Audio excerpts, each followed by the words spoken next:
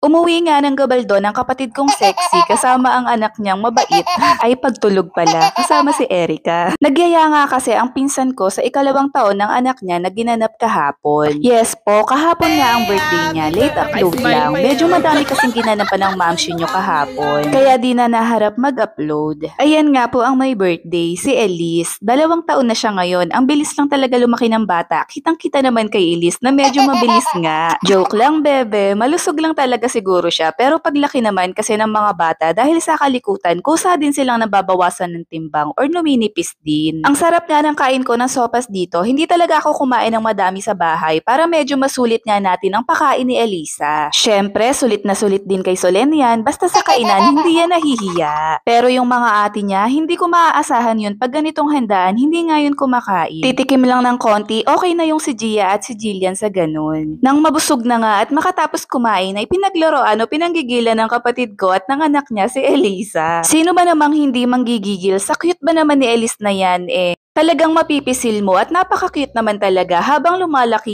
lalong nakakagigil. Happy birthday ulit Elisa! Salamat sa masarap mong handa!